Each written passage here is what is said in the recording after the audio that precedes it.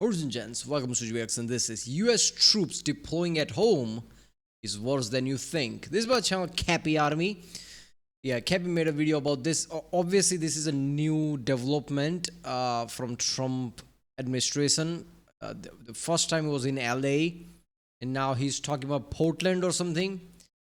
Yeah, there is conflicting report, and what fucked up thing about this is like one side is saying left side obviously that there is nothing happening in Portland, and many people in Portland just showing videos and photos like nothing is happening here. And factually that kind of makes sense because enough sources are backing that.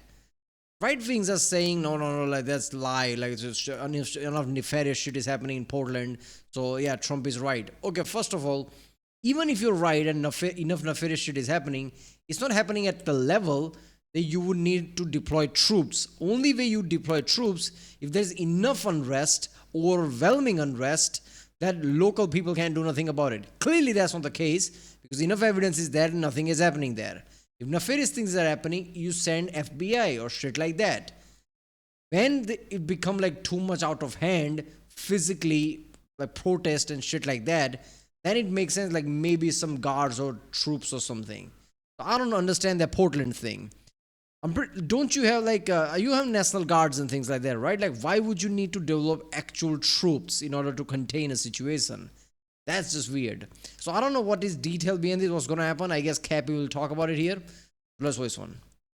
American troops are deploying to American cities around the country. One of these soldiers is named Adam Reyes. Let's say he's 19 years old, from a quiet suburb in Illinois. Adam enlisted in the National Guard a year ago as a way to serve his country one weekend a month and to help pay for fictional character, or is that a real person you're talking about? For classes at Northern Illinois University. On October 5th, Adam got a text message from his squad leader that read, "Report to the armory, we're going to Chicago to protect federal facilities and agents downtown." It felt surreal to Adam because growing up, Chicago was the city where he and his family went every year to watch the Thanksgiving Day parade. It was where he and his buddies went on the weekends for concerts and parties. Now he was going there as a soldier to possibly stop riots and be issued live ammunition. That night, Adam sat at his desk and started writing emails to his professors, explaining that he might miss the rest of the semester. Across the whole country, thousands of part-time citizen soldiers were doing the exact same thing, calling off from work, rearranging childcare to fulfill their commitment. National Guard deployment to the Chicago area has begun in controversy over its constitutionality. Hundreds of troops from the Texas and Illinois National Guard are now positioned to deploy across the Chicago area. On October 5th, the Yeah, alright. Yeah, what the fucked up thing is, the most pro-gun people are right wings, right? Second Amendment people, whose whole point is that when government goes out of hand, when some dictator comes in power, some military action happen against the civilians, we need our guns. These are the same right-wing people who are with this, like support of this, with Trump. It's the Republicans, right-wingers who are agreeing to this and doing this. Deploying troops against the civilians. Is the left-wing people who are basically, I guess, attacked this way. Who doesn't have, who not pro-guns, probably doesn't have guns. Because majority of like gun people are usually right-wing. It's not that left-wing doesn't have guns. Anyone can get a gun. But they're mostly right-wingers, right? So this is like a weird situation that is happening right now. The White House federalized and deployed 300 National Guard troops from Illinois and 400 from Texas to the city of Chicago. So far in 2025, the White House has deployed you count National Guards as they are U.S. troop, like army troop. That's not the case, right? They are not part of military, as far as I know. National Guard is what the name says. They're supposed to be for internal reasons, yeah. This probably National Guards are probably not part of military in that way. I don't know. I could be wrong. 1,000 National Guard soldiers and 700 Marines to Los Angeles, 2,000 to Washington, D.C., over 100 to Tennessee, and there are now plans to activate the National Guard in 19 more states. In places like Portland and Chicago, governors are suing to block the deployments and arguing they're unconstitutional. In response, the federal government is threatening to go around them by invoking the Insurrection Act. Meanwhile, Adam's mom texted him links to stories from the news. Some articles called the National Guard's deployment heroic, others called them pawns in an authoritarian power grab. Adam had never thought much about politics his whole life. He didn't like watching the talking heads on the news channels, and he wasn't the type of guy to argue with you about immigration or crime.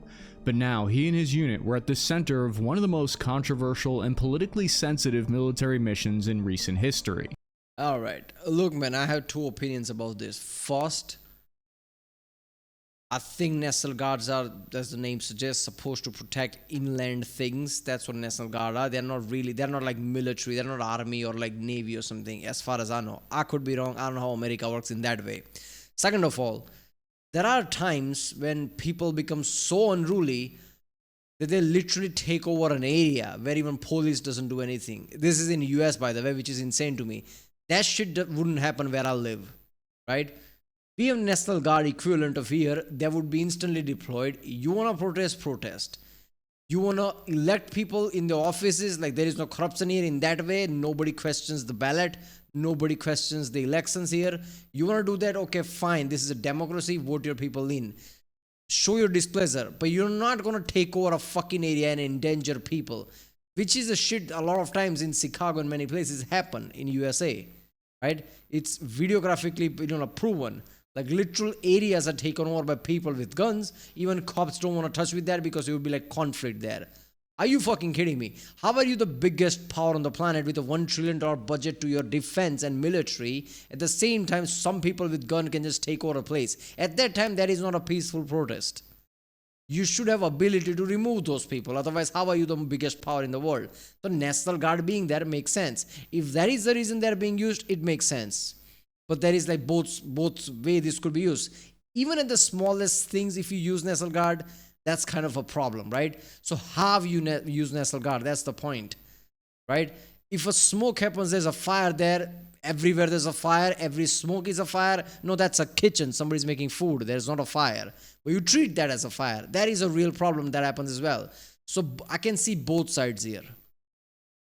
This channel isn't political. It's not my place to tell you what to think. My purpose here with this channel is to cover issues of national security and discuss it here in the comment section with you. I'm a former Army National Guard soldier who deployed to both Iraq and domestically to New York City to respond to looting alongside police during a hurricane. I have some personal experience with the type of challenging missions that these troops are tasked with. It's my goal to explain the facts of the situation, to put it into historical context, and hopefully be a resource for troops and civilians to better understand what's happening in America, in something that's more detailed and complete than a 3-minute spot on a news network can be. Because behind these domestic deployments is something much bigger. A continental military operation stretching from Los Angeles to Venezuela, one that is aiming to redefine what national security means at home and test just how far federal powers can reach inside the United States. But before we dive deeper into that, I want to thank this episode's sponsor, Supremacy World War III, for sponsoring the 3D animation and map graphics in this video that were done by 3 separate talented editors. This video's partner is Supremacy World War III, an online PvP real-time grand strategy game that I started playing as a way to kill some downtime when I was stuck at the airport last month, and I found that it's actually an awesome way to unwind and de-stress. I like competing with 99 other players in real-time online, and it's persistent. The matches last over the course of a couple of weeks. I freaking love the maps, you guys. These remind me of the maps that we make here on our videos. So my strategy is I build up a crazy... Why the link says con.onelink.me? Is that okay? That's... Isn't that supposed to be like from App Store or something? Isn't this an app? I don't know. Yeah, well, go to original page link and from there support this channel. For an exclusive starter pack today. These domestic US troop deployments happening today are part of a much larger federal immigration operation that's been unfolding across the nation since early 2025. That's when the US government began a series of mass deportation raids targeting homes and workplaces across the country. So far, more than 220,000 people have been confirmed arrested, roughly 60,000 are now held in detention centers, and estimates are as high as 200,000 already deported from inside the United States. That's a big Whatever number. The exact numbers are, though, one thing is for certain. It's the largest interior enforcement effort in modern American history, with the stated goal of deporting 1 million people a year, or roughly 3,000 arrests a day. The initiative is known as Operation at Large. To give you a sense of its scale, according to federal reports, it combines 3,000 ICE agents, 2,000 personnel from the FBI and DEA, and eventually 21,000 National Guard soldiers to be deployed throughout the country. The government is also expanding military bases in Florida to use as deportation hubs, reopening old detention facilities, and coordinating with El Salvador's mega prisons to handle deportees. $170 billion in funding for these enforcement and border security I was about to say they've gotten $200 billion of budget for this ICE and ICE. Yeah, ICE. The ICE probably got $200 billion, $170 billion. Yeah, so that is an insanely big budget. So that's gonna include a comprehensive expansion of everything, from bases and recruitment for coming years. Operations has been set aside, making it one of the top priorities in national security. One of the main justifications provided for these troop deployments has been for them to support and protect these deportation operations. But this isn't the first time the United States has carried out a mass deportation campaign, and the last time that it happened, it played out differently, but also sparked a nationwide debate over just how far federal enforcement should reach. In World War II, yeah, that is if you given $170 billion to NASA, you probably would be at Mars in 4 or 5 years, by the way, with proper colony, not to mention you probably be mining asteroids. They'll probably figure out how to bring back those resources. You'll probably be much richer. The richest guy is Elon Musk. And it's just a whiff, what he could do with the SpaceX that made him this richer. Imagine if you can actually capitalize with space, how rich USA would be. USA would go from 30 trillion to 80, 90 trillion, like that, right? And that's just increasing budget by 170 billion. Not that this is not important, immigration and all that, but how much are you really going to gain? This is war in Afghanistan is important. What did you gain in the end of the day? You came back, right? You had to abandon that. Is this really going to make difference? Who are you deport? You really sure they're not going to come back by some means? Come on. I just see that number and just holy shit, $170 billion. That could do a lot of shit with tech and technology. Entire United States exists because of modern tech. You wouldn't have $30 trillion economy if it wasn't for modern tech, chipsets, your tech companies, and future. NASA brought that shit. Imagine giving this money to NASA. How future-proof would you get? the US and Mexican governments actually worked together with one another to launch the Bracero program, which authorized over 5 million Mexican workers to come north into America to fill wartime labor shortages as the US men fought overseas in the war. The program required I saw the extra history video. By the way, after kicking them out, this thing brought them back in, which is okay. fair wages and sanitary housing conditions for the Mexican workers. But many US ranchers chose to ignore that rule and instead hired illegal labor from Mexico because it was much cheaper and didn't have those requirements. By the early 1950s, Washington moved to enforce compliance with the Bracero program. President Eisenhower appointed a retired World War II Army General, Joseph Swing, to lead a massive federal deportation campaign. In 1954, Mexico created a law that anyone caught being illegal like that would be prosecuted. the government launched what was called Operation Wetback. Yes, that was really its official name in the newspapers and everything. Border Patrol and Immigration and Naturalization Service swept through neighborhoods in 12-man squads and jeeps, stopping anyone who looked Mexican and demanded identification. If they didn't have any, detainees were sent to camps and then deported by bus, train, and ship. Officially, about 30,000 people were deported in just a few months, but over 1 million were ultimately apprehended. The Eisenhower administration called the operation Respect for Law, while civil rights groups called the campaign unconstitutional. Today, we're once again seeing large-scale federal immigration enforcement, but this time something major has changed. It's backed by military deployments from the National Guard and some active duty components. These deployments started in June 2025 when ICE raids targeted illegal immigrants at a garment factory and a hardware store downtown. It quickly escalated when protesters clashed with agents at the detention facility. Federal agents fired tear gas and rubber bullets to disperse the crowds, while protesters threw rocks and bricks at the police vehicle. Look, man, again, to this only thing I'm going to say is you don't like this, I understand your perspective. You don't like ICE doing its thing. But fighting back against your own federal agent that your own government put there, that is not the way. This is like when you get a speeding ticket, you try to punch the cop. You don't like speeding tickets? I don't know, try to pass a law that removes speed limit, I guess. You need to go through a different process rather than fighting federal agents, because that shit is like, yeah, that's just gonna bring in military. You can't fight the law just because you didn't like the policy while law is getting enforced. You can't pick and choose.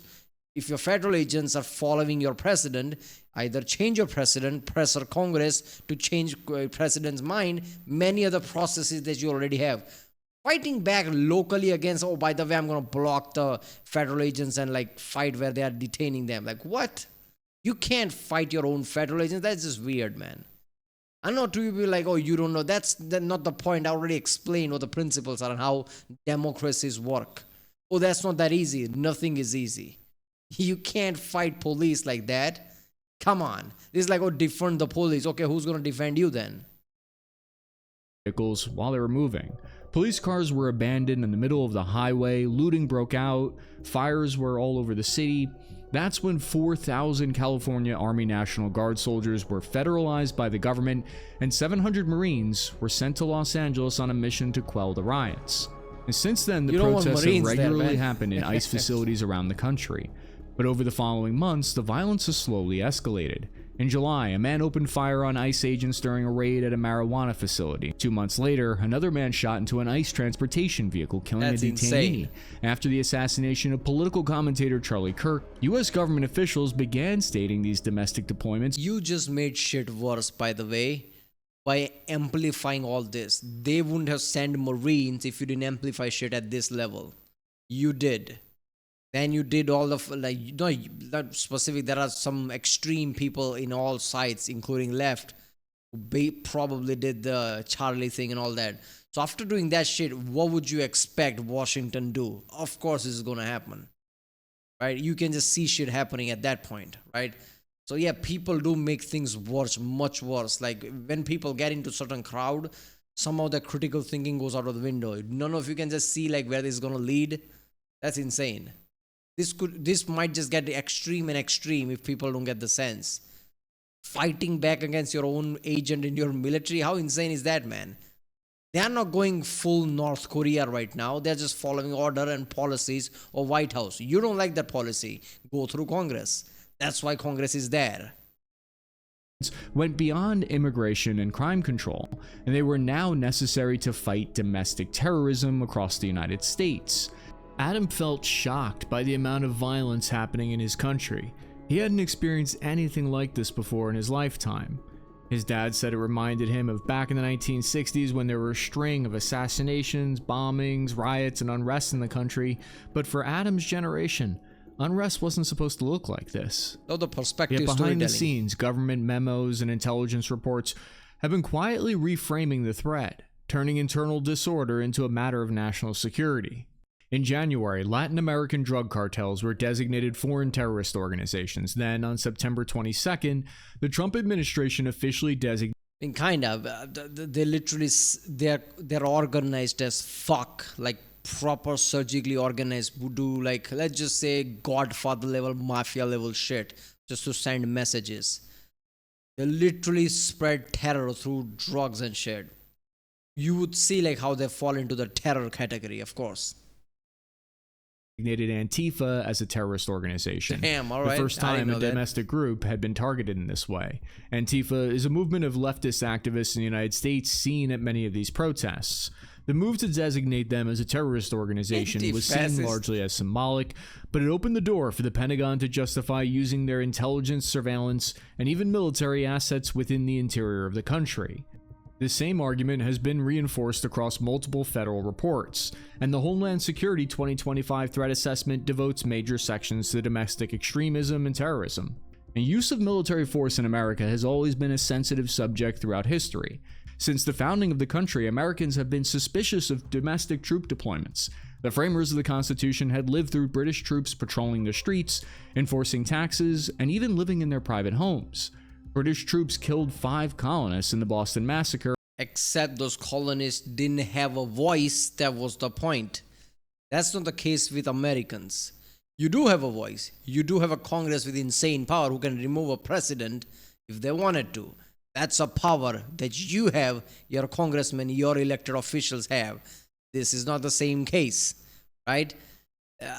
Again, like I'm gonna keep like pushing to this because there's like real element of like we don't have any power and we like guerrilla warfare. That mentality will ruin civilizations. Not that you're wrong, but you have a way, however lengthy and fucked up might that be, or slow that might be, or corrupted that might be. You have a way, and that is not to just take guns and take over areas and like try to be extreme. If you do that, you're gonna be considered wrong in like history, count as a terrorist by your own country. You don't want that shit. You have a Congress. This is not me being naive. This is like a process. However fucked up it is, solve it by point. It's like a puzzle. It takes a long time, but you do it, right? Might not happen now, might not happen in the next 10 years, but slowly you can go there. Try to do that shit. Which was seen as a warning of what could happen when a military is turned inward. So the founders built safeguards into the new republic to try to prevent that. The Third Amendment banned troops from living in civilian homes, and Article 2 placed command of the military under an elected civilian president. But that principle was tested almost immediately. In 1794, farmers in western Pennsylvania revolted against a new federal whiskey tax. President George Washington called up state militias to suppress the uprising. The rebellion did collapse, but it exposed the problem. There was no method through which the president could legitimately call up soldiers on U.S. soil to protect the republic. To fix that oversight, Congress passed the Insurrection Act of 1807. Giving presidents the power to deploy federal forces domestically, but only when a state requests help or when local authorities can no longer maintain order.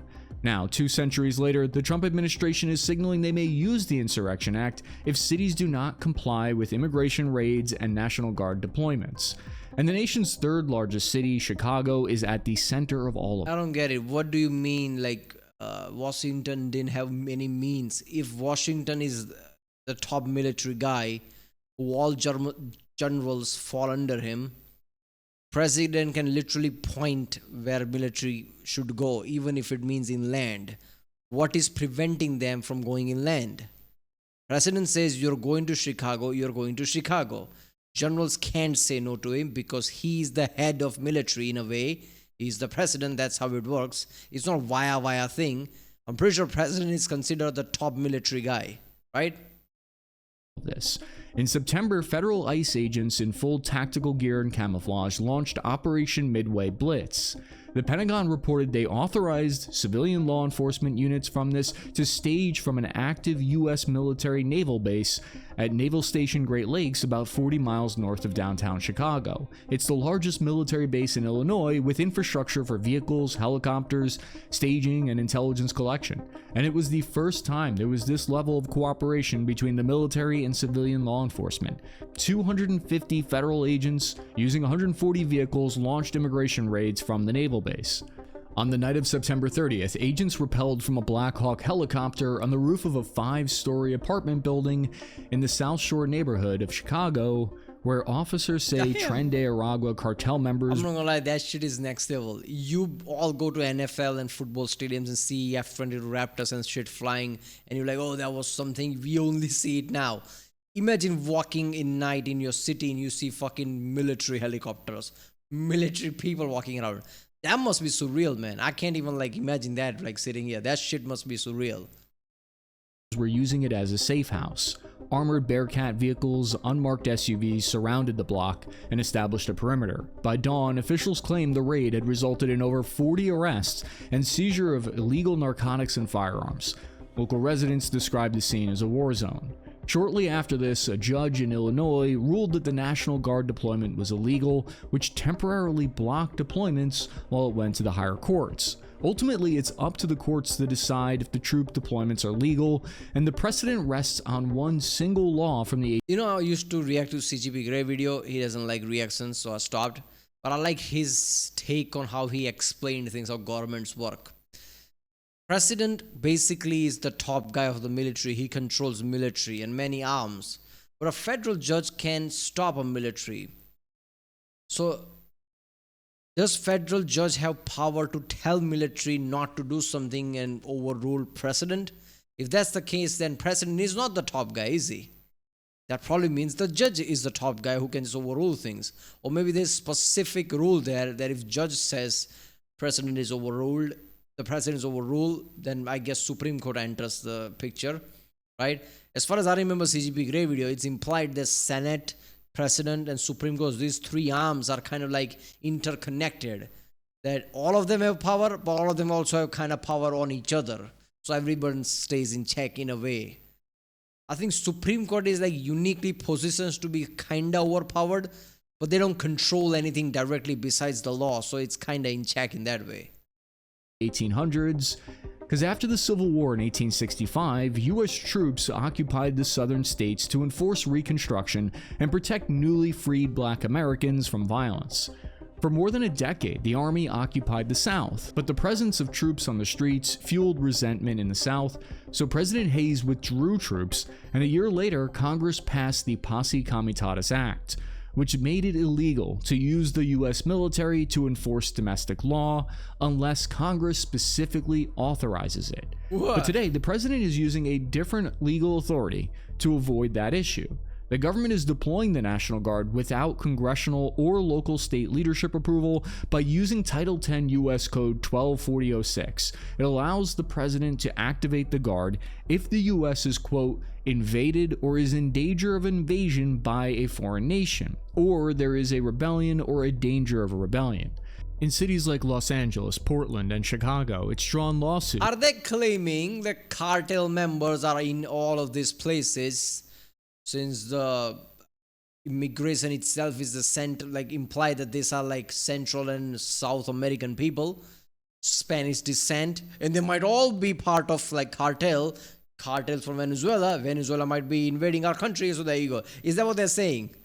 Because that's some next level like walk around. Damn, all right. That have temporarily blocked the deployment of National Guard troops, putting them in limbo while the courts determine if there is legal danger of a rebellion.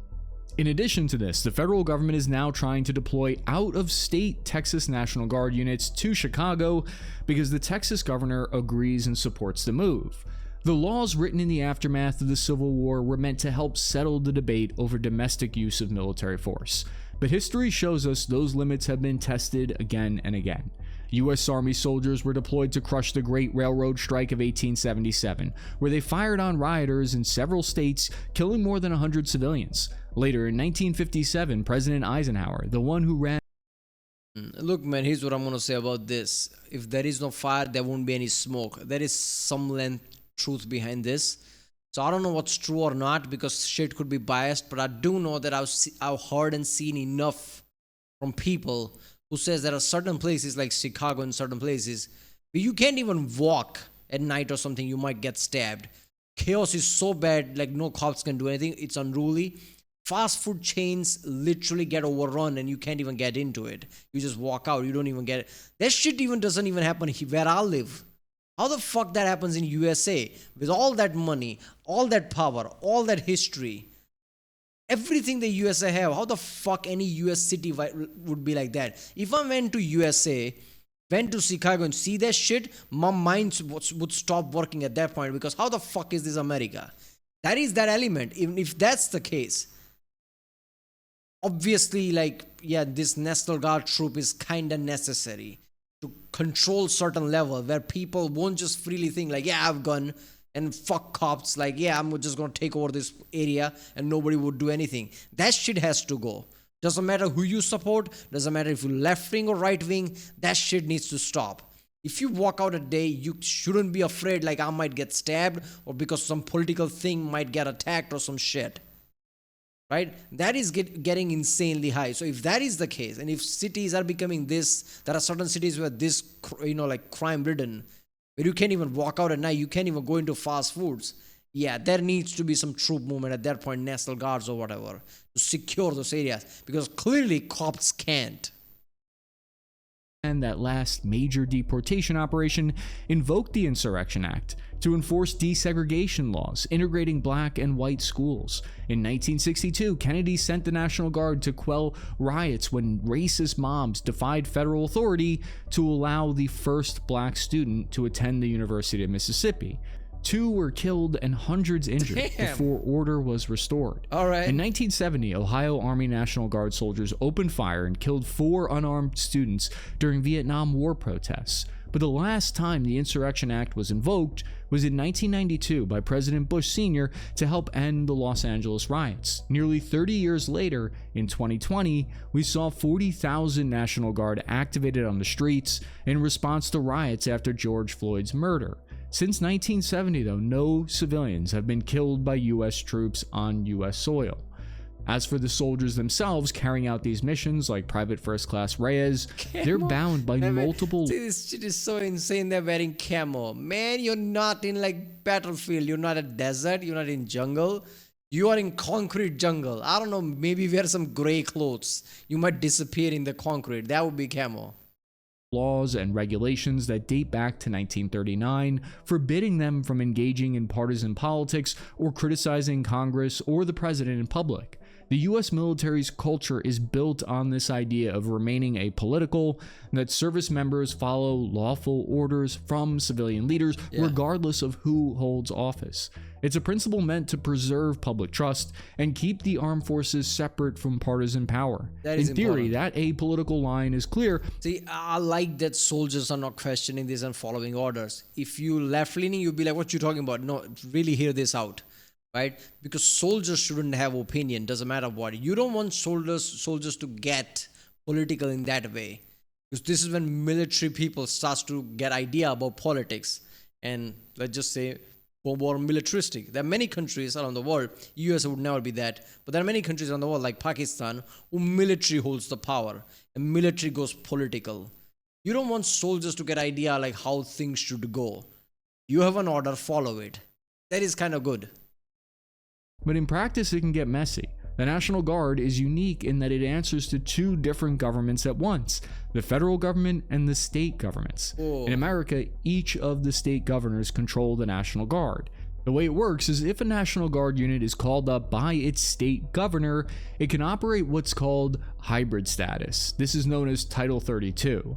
Under this status of Title 32, guardsmen are legally not restricted by the Posse Comitatus Act, which means they're allowed to support police with crowd control, arrest individuals, search vehicles, and enforce curfews. But in reality, the way it works in practice, and I've seen it firsthand before, individual guard commanders almost always explicitly tell lower enlisted soldiers in the past that they're not authorized to enforce the law anyway. They do this in order to avoid the legal issue of the Posse Comitatus Act altogether, even though they are legally allowed. However, when the National Guard is... Yeah, but I've seen many times in American law, if there are 2 laws conflict with each other, any law could be applied. So even if one says like you can do it, but there is other you can't, anyone in court can use the can't part and just like try to like, I don't know, like, remove a major or something, whoever give command or something, whoever give order. So that's a risky shit. I'm pretty sure federal overrules any state thing in any national security or emergency element, which if you call on National Guards, it's an emergency element. I think president would overrule the governor. Federalized directly by the president, it operates under their control or federal authority, called Title 10. That single distinction means troops follow the same law as the active duty army, which means they cannot make arrests or enforce civilian law. Except that's not the full story, because there's an exception to that rule. Take a look at DoD Directive Number 3025.18. This is being interpreted today to justify soldiers who are on Title 10 federalized orders to still perform law enforcement duties.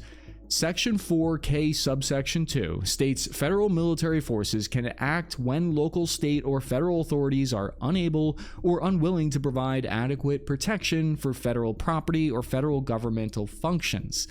This is being interpreted by the federal government to mean anywhere that federal agents go, military soldiers can protect them. So the government is arguing that means federal ICE agents, when they go on raids, soldiers can go and protect them on that. And while lawyers argued about constitutional authority and whether or not the Illinois deployment would be reauthorized, Adam Reyes slept for the night on the floor of a gym in a Chicago armory.